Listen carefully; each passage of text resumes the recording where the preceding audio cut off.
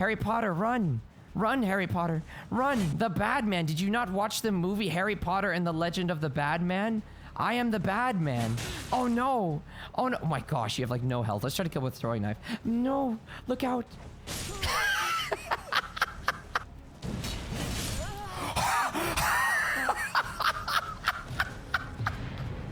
What? 1,754 damage? Oh, shut down that dragon breath, baby! Get out of my game! Yay! Your turn. Let's see how tough you are without your friend. Oh, you just didn't even try. You gave up. You knew you had no chance. I'm so close to finishing and they keep saving their friends. Reed.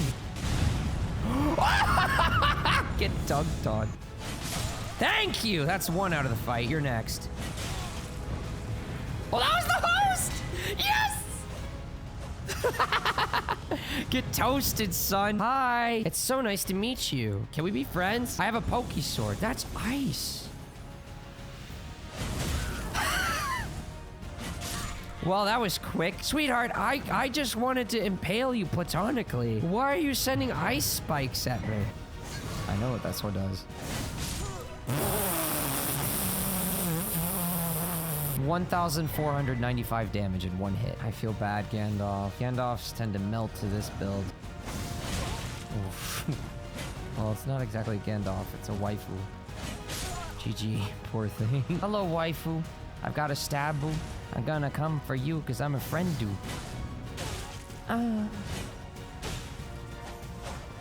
Poor thing. Wait, she's laggy. I'm sorry. Well, she just got one tap. Oh, I could have killed him, dude. He's low on stamina. Yep, I knew it. I knew it. You were being a bit too aggressive there, buddy. Your friend is dead. It's over. It's over, bud. Fine. Stop it with that little pebble thingies. What are you afraid of? I am right here. We can be friends together, please. That was adorable. Nice try. Want to try more? Not so sure, huh? Not so confident, are you? Sorry, buddy. Your name is Dom? Get wrecked! I'm the Dom! I'm the one with the big pokey. What happened to your friend? Your friend appears to be busy at the moment. He appears to be otherwise occupied. So you get to play with me instead. What the heck was that? Did Gandalf teach you lag power? That should be death. GG. What was that? Got her! Alright, you and me's princess. You afraid? You should be. That's not gonna interrupt me. Good try. Is there a problem? Nice backstep. GG. I got you now. Pressure! Pressure! Get off! Fall! Fall! Or die, that works too. So for the build, it's very simple. Scarily simple, actually. One weapon, heavy grade EP.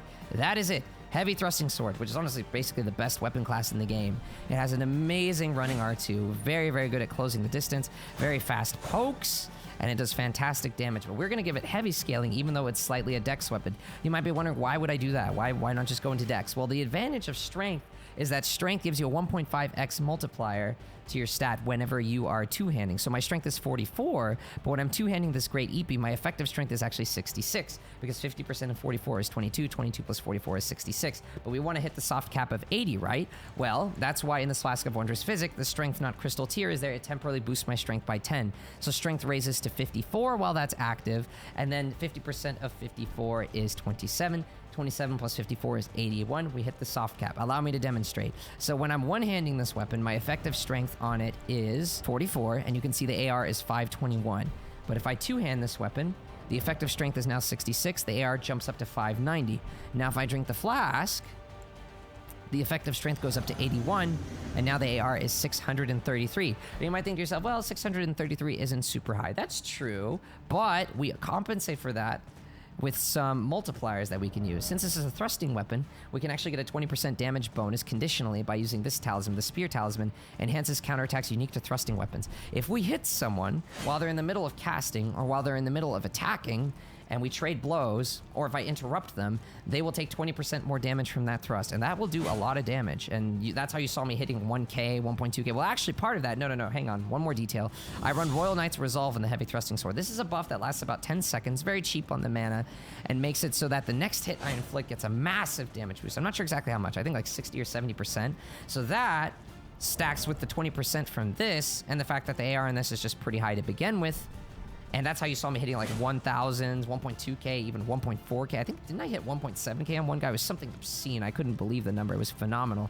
You'll see it in the clip, of course. But yeah, it's very, very powerful. And since this build revolves a little bit around trading sometimes, we need some heavier defense and poise. Thankfully, we've got exactly both.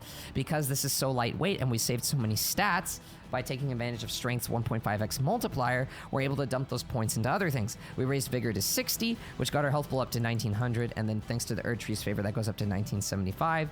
And along with the Erdtree's Favor and Greatjar's Arsenal and our higher endurance, we're able to use Bull Goat Armor, which is the heaviest, for the rest of our armor set. So our physical defense, combined with the Dragon Crest Great Shield Talisman, goes up to between 45 to 48, which is hecking huge. That is very, very high physical defense. You can trade with a lot of things. Obviously, don't just stand there and intentionally trade. Try not to get hit, but if it does ultimately come down to it and you have to trade, it'll often be favorable. And since the poise is 87, which is pretty high, you can shrug off a lot of attacks. And if you want even higher poise, you could replace, say, one of these two. Like, you could sacrifice defense for this talisman. You'll go up to 116 poise.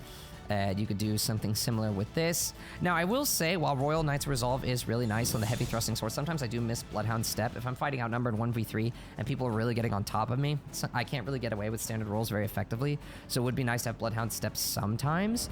So that is why I do keep these claws here. Primarily those to deal with turtle pokers. These claws do go around shields a little bit, so if someone's turtle poking, I kind of rush in, claw, get out, rush in, claw, get out, just keep bugging them with that, and then when I think they're about to bleed or their stamina's about to deplete, then I pressure them, bleed them, and then finish them off. It's pretty effective, but it also has Bloodhound Step, so if someone's spamming dragons, or if someone is, or if a lot of people are on top of me, I can get away. Unfortunately, this weight is kind of optimized. I can't really equip both of these at the same time without fat rolling, unless I use this chest armor instead, which you can. It won't lower your defense very much. It's still very, very high either way, but personally, I hate how this thing looks. It's absolutely ugly, and I don't use the claws very often, or I don't feel like I need Bloodhound very often. So I kind of just deal with it and stick with Royal Knight's Resolve because I really like one-shotting people.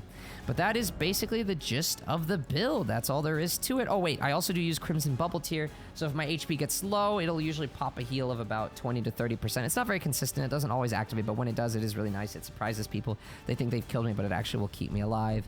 And of course, some throwing knives are nice to stun some squishy mages that don't have much poise and interrupt their magic, or just tickle people a bit, pop their bubble if they got it from their tier, etc. That sort of thing. But that is it for the build. If you found it helpful... Oh, wait, one more thing. I keep forgetting. This helmet, +3 dexterity. This helmet gives you +3 dexterity because this thing requires 16 dex.